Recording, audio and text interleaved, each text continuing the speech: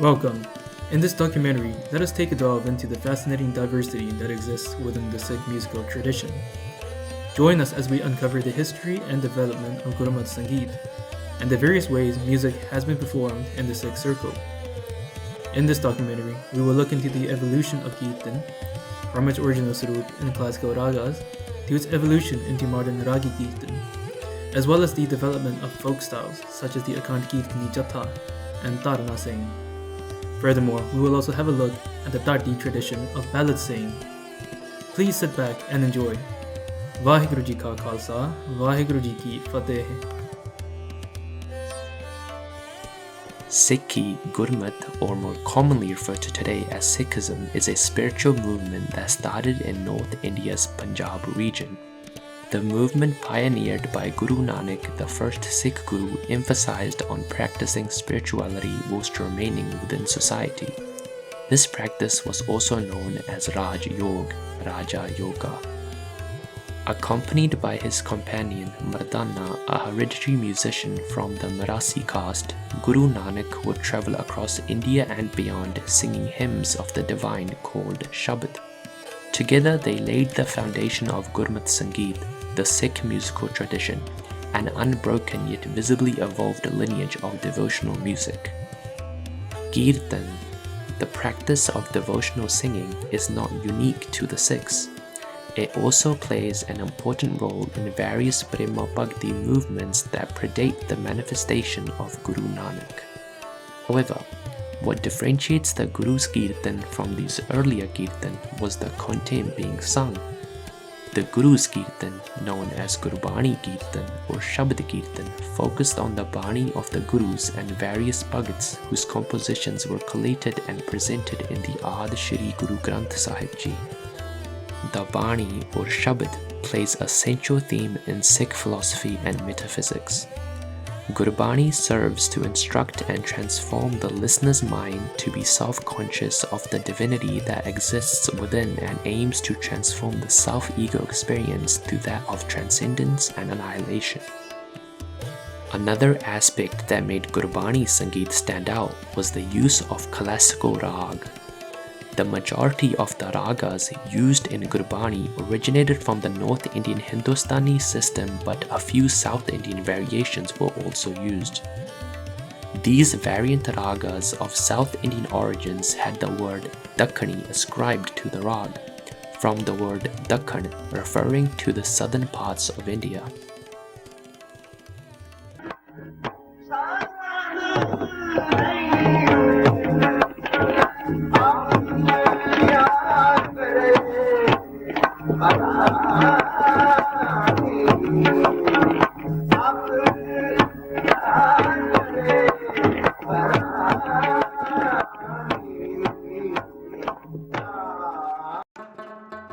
Raag, an ancient Indian melodic system, was extensively used by the Gurus in Gurbani.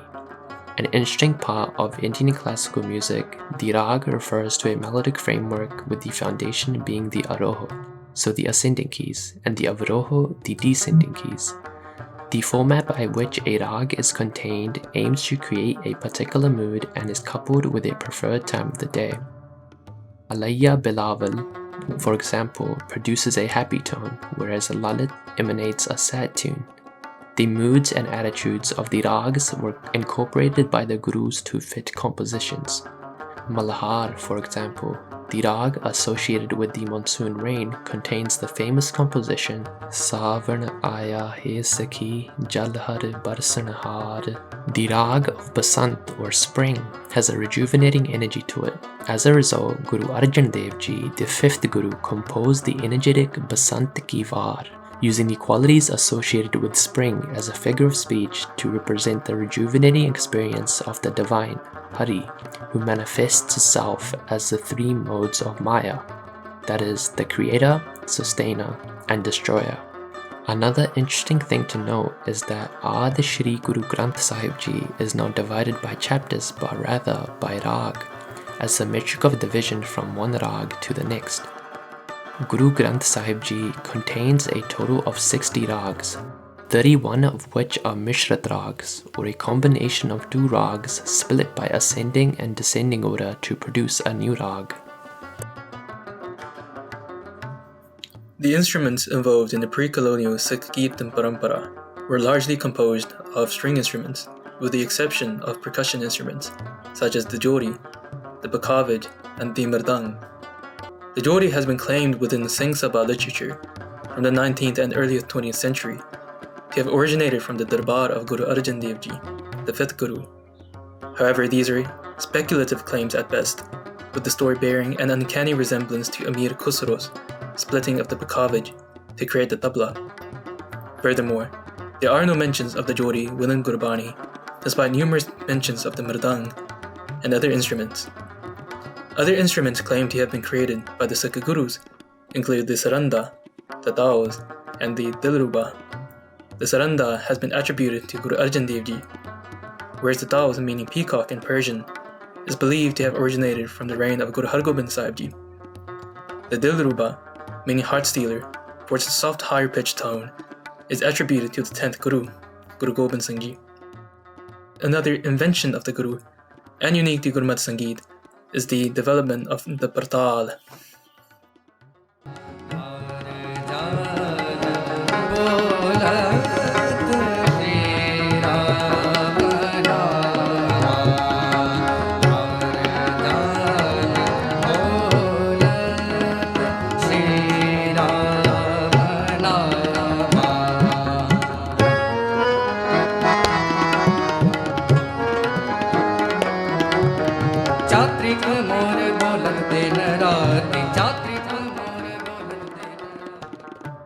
The partal is a new style of singing in which multiple rhythmic cycles called tals are employed in a single composition. This means that in one portion of the composition, the tal may change from 12 to 16 beats and 16 to 10 beats in the next section. A mystery within the Gurbani Sangeet Parampara is the Ghar or house system used in the Sri Guru Granth Sahib Ji, such as Raag Asa, Ghar Pehla, Ghar Duja, and Ghar Tija. Various scholars such as Baikan Singh Nabha have written in the Mahan Kosh that Ghar is an instruction for both Tal and Swar, melody. Others such as Dr. Charan Kamal argue that they are guidelines for the uniform reading of Gurbani. In the year 1604, with the installation of the Ad Granth at Sri Harmandir Sahib by Guru Arjan Dev Ji, a new system of performing Kirtan emerged, with Kirtan Hazari being divided into 8 sessions throughout the day, called Chaunkis. These Chaunkis were Asa Ki Var Di Chaunki at dawn, Bilawal Di Chaunki at sunrise, Anand Di Chaunki before noon, Sarang Di Chaunki at noon, Charan Kamal Di Chaunki in the afternoon, Sodar at sunset, Arati or Kalyan Di Chaunki at night, and before finishing on Ganara Di Chaunki. Performing Kirtan services during these sessions were two communities known as the Ragis and the Rababis. The Ragis were standard Sikh musicians, while the Rababis were a liminal community of Muslim Nanak Panthi Mirasis. Having received their name from Bhai Mardana, who played the Rabab for Guru Nanak, the Rababis were an interesting case of religious pluralism, who despite being Muslims, were devotees of the Sikh Gurus and has served both the Guru and the Panth for countless generations up until partition, when the SGPC passed a resolution that only Khalsa Sikhs could perform Kirtan at Sri Harmandir Sahib. Unfortunately, due to the passing of the resolution and the impacts of partition, many Rababis were forced out of Sikh institutions. The lack of patronage ultimately led to Rababis leaving their ancestral profession for other jobs. Luckily enough, some Rababis were given shelter and patronage by the Namdari Sampradaya, led by Baba Pratap Singh Ji, who were requested by Taba and by Nasira Ji to teach Kirtan at Bani Sahib, thus preserving traditional Rababi Kirtan within the Namdari community. Bhai Nasira Ji himself was a descendant of Bhai Satta and Bhai Balwan Ji, and was himself a great Bakavaj player. He did seva at Sri Harmandir Sahib between the years of 1934 and 1940. जो मिला तिले मिलाइए जो मिले तिवै मिलाइए तुद बिन खरी निमानी मिल मेरे प्रीतमा जियो तुद बिन खरी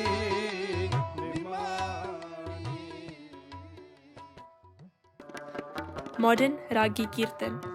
As new instruments such as the harmonium made their way into India, these novelties were quickly adopted by Indian musicians. On top of that, the accessibility of the microphone also meant that kirtan singers did not need to sing as loud as before. This saw a gradual shift towards a softer form of singing that characterizes modern-day ragi kirtan. The softer vocal style, similar to ghazal, meant that the traditional jodi would be unsuitable as it was too loud and thunderous. As a result, the tabla began to see its rise in popularity in Gurbani Kirtan as an accompanying percussion, where it is now the lead percussion for Gurbani Kirtan. Unlike the pakhavaj or the jodi, the tabla has a softer, finer sound which matches well with the new style of Kirtan. As Bollywood music became popular, ragis began to replace classical raga with Bollywood tunes which became so prevalent in Sikh institutes that major ragis were filming albums in film-style tunes. The situation got so bad that rag vidya began to decline in mainstream Sikh circle. Efforts to revitalize rag kirtan were spearheaded by Baba Sucha Singh Ji of Javadi Daksal and other scholars who standardized and expounded the teachings of rag kirtan.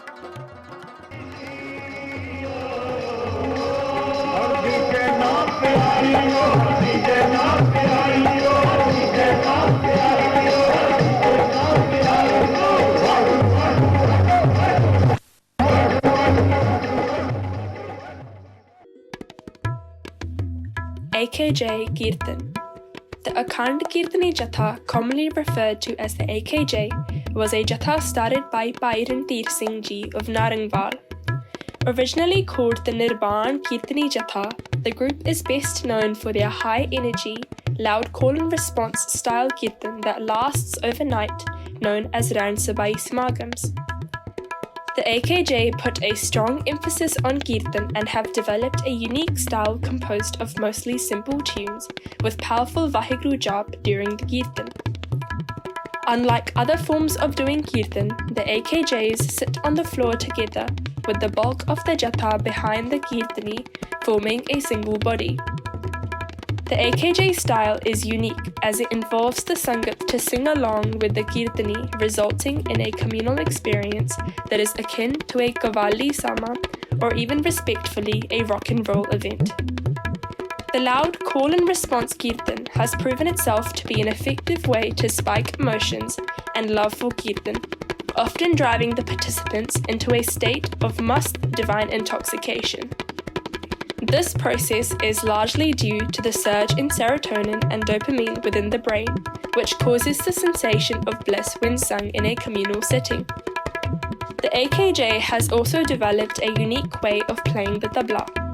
Originally, the Jatha used a Qawwali-styled tamma with their kirtan, but eventually began using the tabla and baya. In order to produce a loud enough sound that isn't drowned by the communal singing, the tabla player has to play with a khulla hath to produce an open sound by striking the baya. This style, along with the long burst of Guru Mantar jap, has made AKJ Kirtan unique as a folk-inspired genre.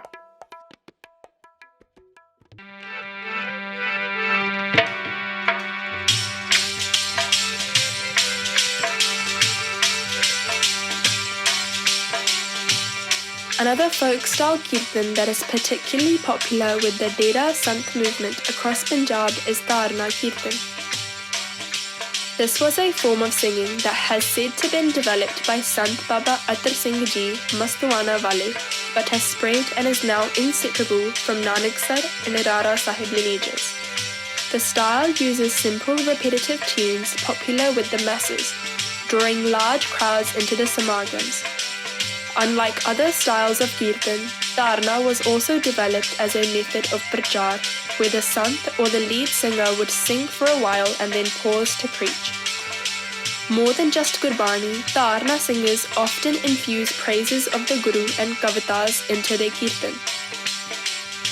Dharna usually begins with a short musical solo of the harmonium called the shan, a folk rendition of the traditional shan used in raag Kirtan that involves an instrumental solo. Instruments used in Dharna are primarily made up of the harmonium, the dholki and steel chimta.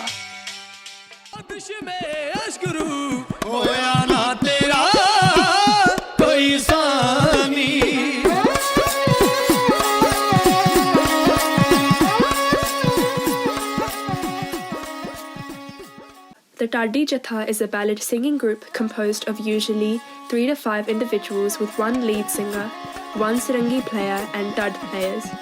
The dud is a small handheld drum that is played by striking the skin with the fingers to the rhythm of the music.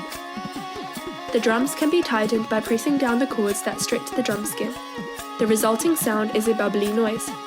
The Dhadi Jatha's primary purpose within the Sikh fold is to sing ballads known as vara. These vara are heroic in nature and tell tales of bravery from the past. The music is sung in a way to stir the sentiment of Bir Ras or warrior spirit, as they are sung in a passionate and high-octave voice characteristic of Punjabi folk music. The Dhadi Jatha was originally introduced by Guru Har Gobind Sahib Ji, the 6th Guru, who was the first to militarize the Sikhs and encourage the adoption of a martial culture. In order to boost morale amongst the warriors, valiant tales were sung. Bhai Chabila, Bhai Natha and Bhai Abdullah were popular Dhadis whose names are still remembered. According to the Gurbilas Patshahi Chevi, an 18th century historical granth, supposedly written by Bhagat Singh, Guru Har Gobind Sahib Ji was also credited with adding the 9 thunis to the 22 vara in Shri Guru Granth Sahib Ji.